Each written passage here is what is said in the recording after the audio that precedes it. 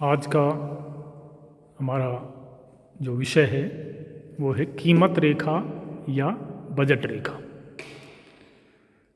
देखिए, तटस्थता वक्र विश्लेषण के अंतर्गत जब हम उपभोक्ता के व्यवहार का अध्ययन करते हैं, या हम यूँ कहें कि हमें उपभोक्ता का संतुलन बिंदु निकालना है, जहाँ उपभोक्ता को अपनी सीमित आय से अधिकतम संतुष्टि मिल रही हो, तो वहाँ हमें एक तो उपभोक्ता के तटस्थता मानचित्र की आवश्यकता होती है, जो वस्तु से प्राप्त होने वाली उपयोगिता को बताएगा।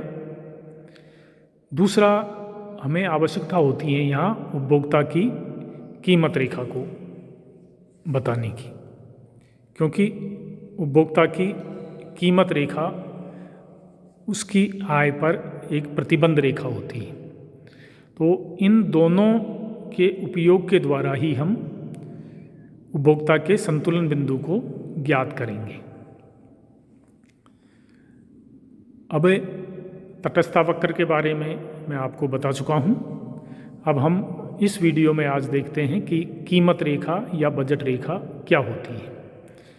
तो कीमत रेखा या बजट रेखा की अगर हम परिभाषा की बात करें, तो जैसे आप ये देख रहे हैं LM, ये एक उपभोक्ता की कीमत रेखा है। यानी कीमत रेखा वह रेखा होती है जो दो वस्तुओं के उन विभिन्न बिंदुओं को बताती है जिन्हें उपभोक्ता अपनी दी हुई आय से क्रय कर सकता है।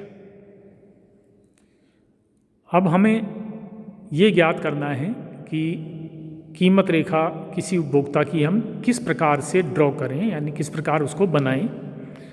तो इसके लिए हमें सबसे पहले चाहिए उपभोक्ता की इनकम। जैसे हम इस उदाहरण में ले रहे हैं, उपभोक्ता की इनकम 100 रुपये है और दोनों वस्तुओं की कीमतें, जैसे हमने माना कि X वस्तु की कीमत 20 रुपये प्रति इकाई है और Y वस्तु की कीमत 10 रुपये प्रति इकाई है।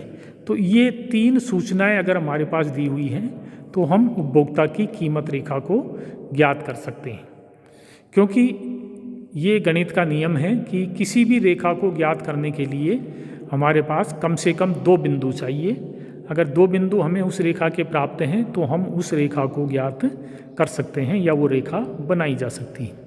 तो जैसे मान लीजिए 100 रुपये उपभोक्ता की आय है, तो हमें Y वस्तु वो कितनी मात्रा खरीदेगा ये ज्ञात करने के लिए Y वस्तु की कीमत का उसमें भाग देंगे हम आय में। जैसे आप देखिए कि बिंदु L जो है ये कैसे प्राप्त हुआ है हमको, उपभोक्ता की आय 100 रुपये, वस्तु की कीमत 10 रुपये, तो 10 इकाई। यानी कहने का तात्पर्य ये हुआ कि उपभोक्ता अगर अपनी संपूर्ण आय को Y वस्तु पर व्यय करता है तो वो 0L मात्रा उसकी प्राप्त करेगा, यानी 10 इकाई वो प्राप्त करेगा। इसी प्रकार चूँकि X वस्तु की कीमत 20 रुपये प्रति इकाई है, तो ये M बिंदु कैसे ज्ञात होगा, 100 रुपये अपॉन 20 रुपये प्रति इकाई कीमत बराबर 5 इकाई। यानी उपभोक्ता अगर अपनी संपूर्ण आय को X वस्तु पर व्यय करता है तो X वस्तु की वो 5 इकाई खरीद पाता है, तो हमें ये बिंदु प्राप्त हो जाएगा। अब यदि इन दोनों बिंदुओं को हम मिला दें तो एक सरल रेखा के रूप में, तो उसको हम कहते हैं उपभोक्ता की कीमत रेखा।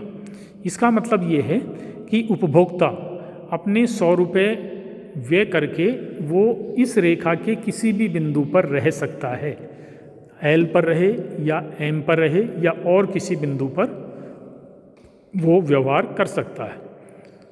इस रेखा की ये विशेषता है कि उपभोक्ता चाहे किसी भी बिंदु पर रहे, उसके 100 रुपये व्यय हो जाएंगे। उपभोक्ता इस रेखा के बाहर नहीं जा सकता, क्योंकि उसकी इनकम ही 100 रुपये है या वो 100 रुपये व्यय करना चाहता है। इससे नीचे भले ही वो रहेगा, लेकिन इसके ऊपर वो नहीं जा सकता। तो ये कीमत रेखा है। अब नेक्स्ट वीडियो में मैं आपको ये बताऊंगा कि कीमत रेखा तथा तटस्थता वक्र के द्वारा हम किस प्रकार से